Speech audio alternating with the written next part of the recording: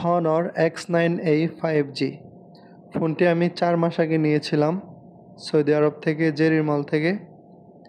আর এটি যথেষ্ট স্লিম একটা ডিভাইস। সামনের সাইডটা আমার বিশেষ করে অনেক ভালো লেগেছে, আর পিছনের সাইডটা একদম ভালো লাগে নাই। খুবই বিরক্তকর একটা ডিজাইন, আমার ভালো লাগে নাই।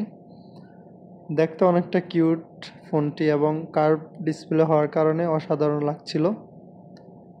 এবং এখানে লক স্ক্রিনে কাস্টমাইজ করে নাম টাম দেওয়া গেছিলো, খুবই ভালো লাগছে। চার্জার হিসাবে এখানে দেওয়া হয়েছে টাইপ সি পোর্ট এবং স্পিকার সিঙ্গেল, দুটি সিম ইউজ করা যায় একসাথে। হেডফোনের কোনো গাটে ছিল না এখানে। আর লক স্ক্রিনে দেওয়া ছিল ফিঙ্গারপ্রিন্ট, ফেস লক, প্যাটার্ন এগুলো ছিল। ফিঙ্গারপ্রিন্ট খুব ভালোই কাজ করতেছিল।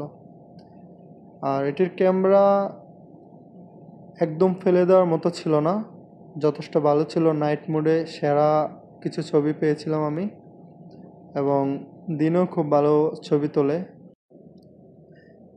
এটাকে যদি স্যামসাং A51 বা A52 এর সাথে কম্পেয়ার করি, তাহলে ক্যামেরা একদম বাজে ছিল, ওগুলার কাছেও যেতে পারে নাই। আর এটাতে এক্সট্রা কোনো মেমোরি ইউজ করার মতো জায়গা নাই, এক্সট্রা মেমোরি ইউজ করা যায় না।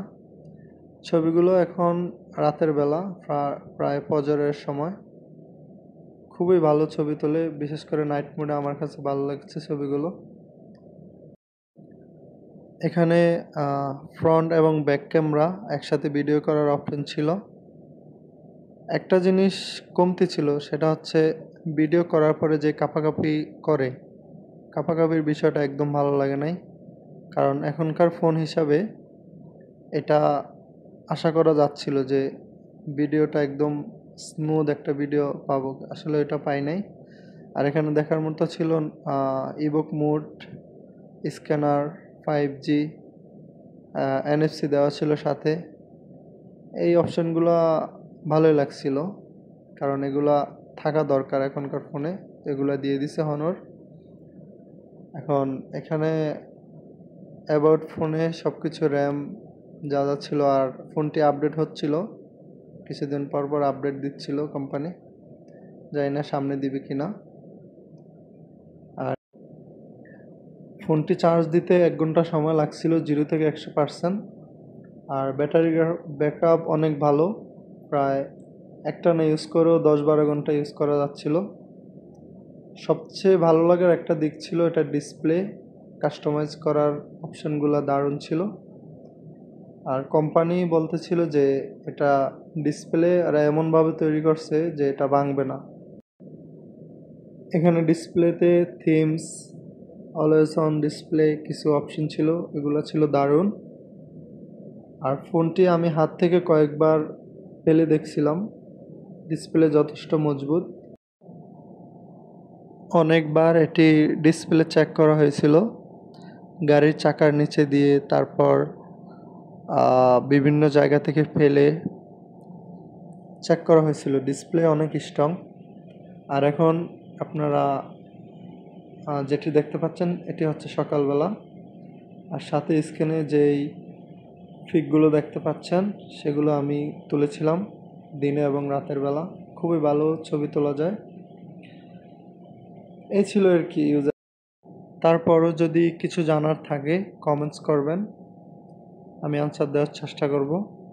এটি নিয়েছিলাম আমি সৌদি আরব থেকে 1400 রিয়াল দিয়ে। বাংলাদেশ প্রাইস আমি চেক করেছিলাম 42,000 টাকা। আর এখন দেখবো এটির আনবক্সিং। এটার ভিতরে ছিল একটি চার্জার, একটি ব্যাক কভার, একটি হেডফোন এবং একটি কনভার্টার, মানে টাইপ সি থেকে তারপরে হেডফোন ইউজ করার জন্য। আমরা দেখে নিচ্ছি। ডিভাইস অনেক কিউট, অনেক পাতলা, বিশেষ করে এটার ডিসপ্লে অনেক ভালো লাগছে আমার। আর এখানে 3টি ক্যামেরা দেওয়া আছে পিছনে, সামনে একটি ক্যামেরা, ফ্ল্যাশ লাইট।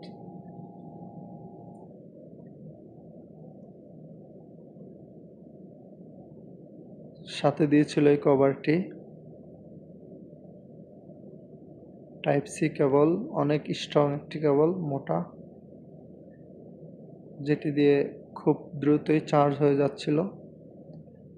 আর চার্জারের যে মেন অ্যাডাপ্টারটি ছিল, এটা 40 ওয়াটের ফাস্ট চার্জার। সাথে বইটি ছিল, এখানে দিক নির্দেশনা দেওয়া আছে কিভাবে কি। এগুলো আমাদের যদিও দরকার নাই। আর এটি হচ্ছে চার্জার।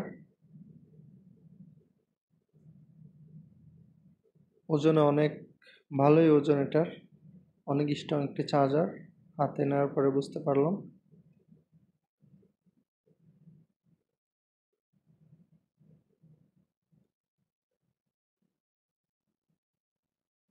হেডফোনটি যদিও আমি ইউজ করি নাই, জানি না এটার সাউন্ড কেমন। আমার কাছে ব্লুটুথ আছে তো, সেই জন্য আমি এগুলো ইউজ করি না এখনো। আর এটি হচ্ছে সেই কনভার্টারটি যেটা হেডফোনের সাথে দিয়ে ইউজ করতে হয়। এই ছিল হনরের রিভিউ ভিডিও। আমি এর আগে কখনো হনরের কোনো ডিভাইস ইউজ করি নাই, এই ফার্স্ট টাইম। তবে ভালোই লাগছে আমার কাছে। ফেস আনলক ছিল খুবই ফাস্ট, যদি আমি দেখাইতে পারি নাই।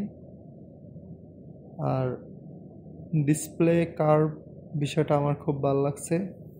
বিশেষ করে খুবই ভালো লাগে যখন ভিডিও দেখি, কোনো মুভি দেখি, খুবই ভালো লাগে। এই ছিল ভিডিও। তা আর কি, ভালো থাকবেন।